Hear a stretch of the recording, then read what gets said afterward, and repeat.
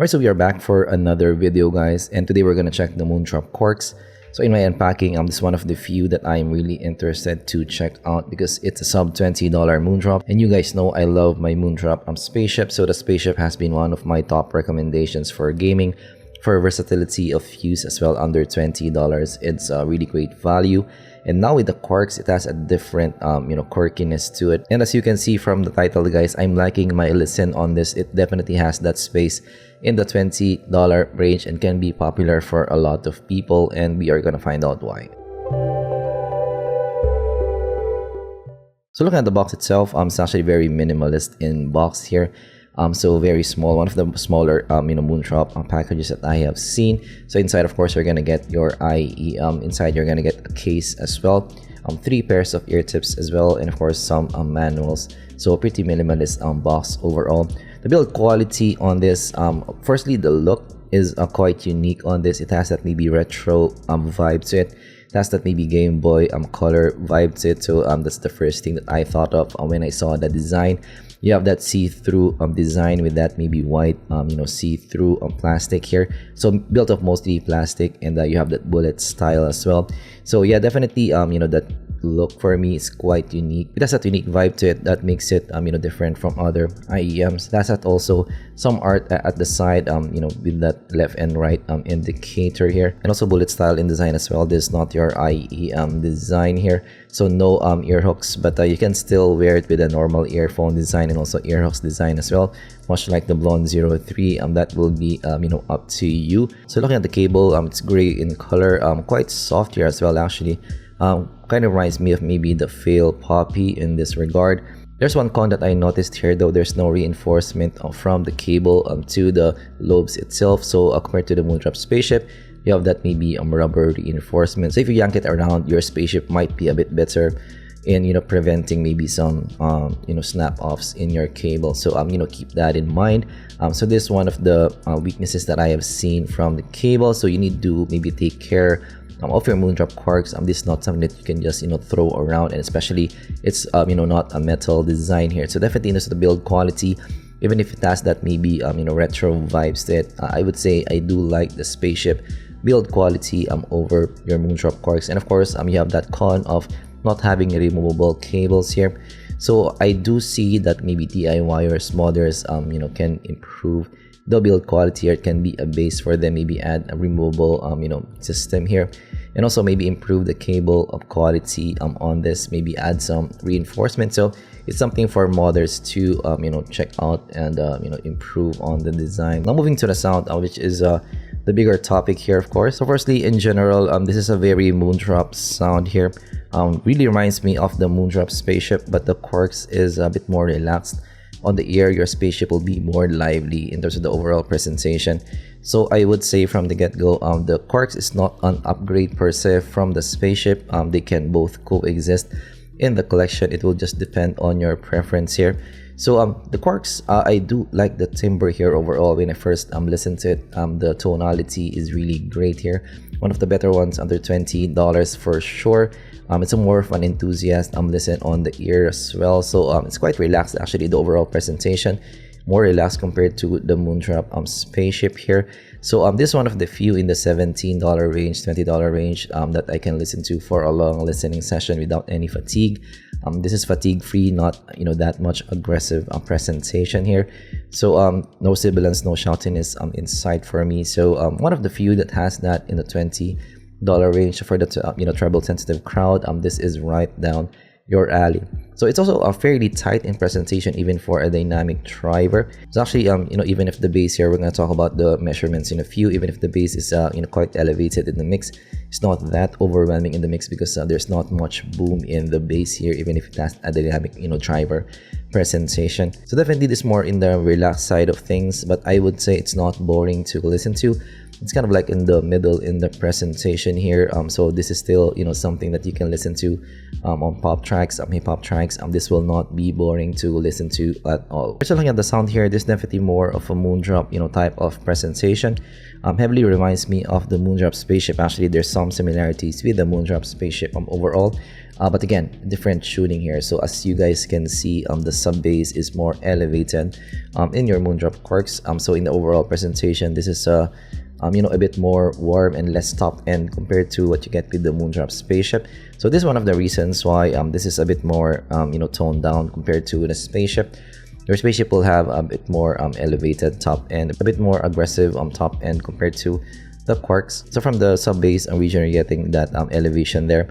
As you guys can see, it's around maybe 5 to 10 dB elevated in the bass region, and then after that it goes down to around 1K, and then after that it goes up slightly, very slight, to around 1.5K, and very similar to the Spaceship here. It has that also 1.5K elevation, and then going down to around 2K, and then going up to around 3K, again slight elevation here. And as you guys can see, the Spaceship has that, you know, more elevation in that region compared to what you get with your Moondrop Quarks. So this is one of the reasons why, again, the Spaceship is a bit more aggressive to listen to. And then after that it goes down to 5K, and then after that it goes up again to around 8K here. So no major peaks actually here, and similar to the Spaceship, again has that 8K peak, and after that it goes down to around 10 to you know, 12K, but the Spaceship goes down more abrupt compared to what you get with the Quarks here. So talking about more of the sound here, so looking at the bass, definitely has deep bass here, and yeah, for a lot of tracks, having that sub bass, having that deep sub bass extension is really nice here, especially in this price range.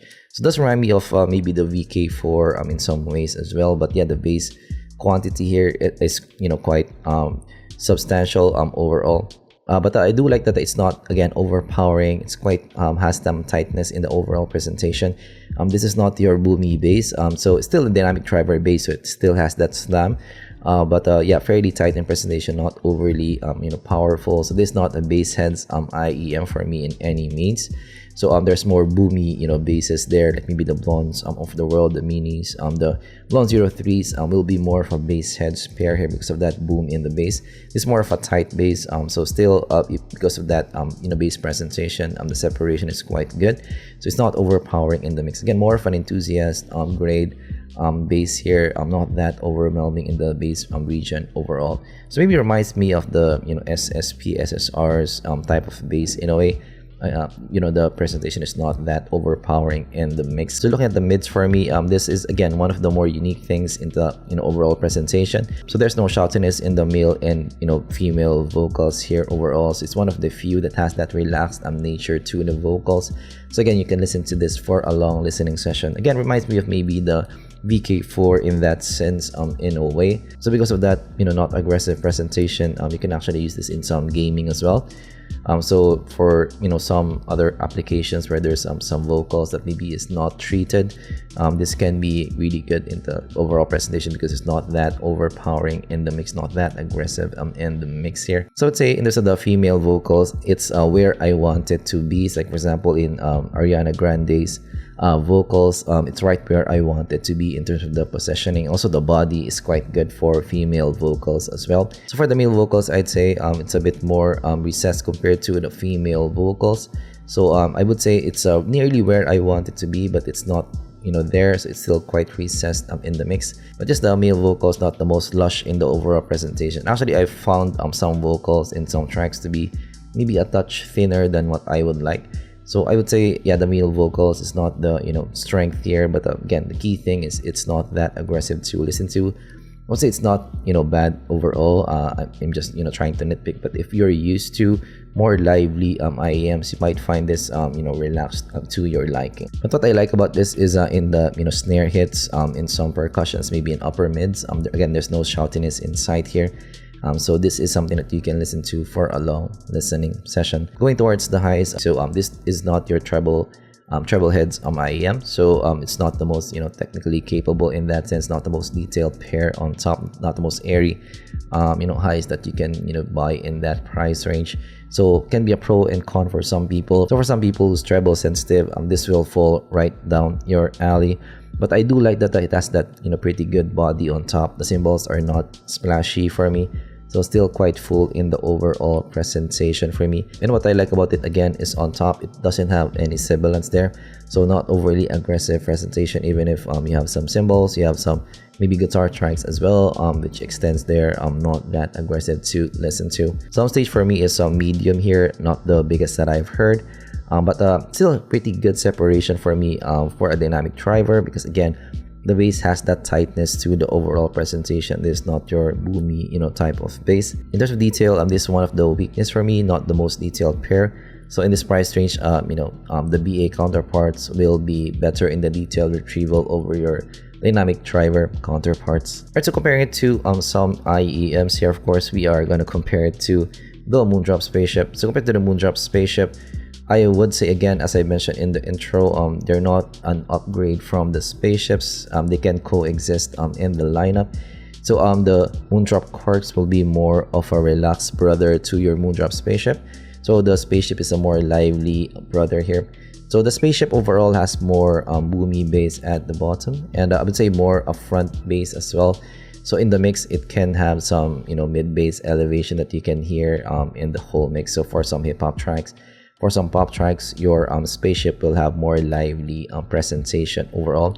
And also, yes, the Spaceship is in the overall listen more lively overall compared to the Moondrop Quarks. The Moondrop Quarks will be more relaxed, more laid back in that sense, more tight in presentation, but the Quarks has a bit more better separation overall. Also, when compared with them side by side, the Spaceship can have a touch of shoutiness in some tracks. So compared to the Quarks, where I am not encountering any shoutiness or aggressiveness there. So yeah, they are different in their own regard. I would say you can have this both in your collection and have still some usages for them because they're different. So if you're into a lively kind of sound, go for the Spaceship. If you're into more of a relaxed sound, go with the Quarks. Right now, let's compare it to the QKZ VK4, which does remind me of the Quarks in a lot of ways. So overall presentation for me is closer between these two compared to the Moondrop Spaceship, because the similarities in the timbre and tonality is there for me. The bass as well has that both have some tightness in the overall presentation, so has that relaxed nature on it in both of these IEMs. But for me, the Quarks is still more relaxed in comparison, warmer, less aggressive in the overall presentation as well. The VK4 will still be more U-shaped, more lively in presentation, has more, let's say, sizzle on top here, because the top end in the VK4 is still a bit more extended here. So your Quarks will be warmer in that sense in comparison. So again, for this, it will be a toss up. It will depend on your preferences. If you like a touch more lively presentation, still not overly aggressive, you might like the VK4. If you like more warmth and also not that much top end, you might like the Quarks in this regard. Alright, so let's try to close this thing. Alright, so for the Moondrop Quarks, this is I would say something that can exist in any collection, because it has that unique selling point for me overall. So first, it's not aggressive to listen to, under $20. It's one of the few that is like that, and that has a unique design as well, I would say so, and also great timbre, especially in the $20 range, one of the few that has that. And for me, the tuning can please a lot of people. This is more of an enthusiast tuned IEM, so if you're into that kind of sound, this might be right down your alley. But of course, in terms of cons, the build quality, I would say is not the best. Male vocals as well can be a bit too relaxed for some people. And also maybe some people doesn't like that maybe warm neutral presentation. You might be looking for more top end in your IEMs. So for those maybe first timers in the hobby, you might find the top here to be lacking for you in that regard. So it will be up to your preferences here. But yeah, I would say overall, this is definitely worth the price that you're paying for. So in my kit, I will definitely have a place for this, and yeah, I would say recommended for me with the Moondrop Quarks. Alright, so that's my take with the Moondrop Quarks. Of course, if you learned something, leave a like and subscribe for more content like this in the future. Thanks for watching, and actually I will be live today after I launch this video in Twitch. So if you want to catch me and ask me some questions about the Quarks, I can see you there. I will try to do that like after I put a video live. I will be live on Twitch. I will be doing some maybe gaming and also maybe doing some chatting. So if you're into that, move on to the Twitch and we can talk there. It's easier to listen to some comments and maybe we can build something there, which can be interesting. I'm still trying that out, so let me know what you think of it as well once you're there. So yeah, thanks for watching. See you guys in the next zpolt video. Bye.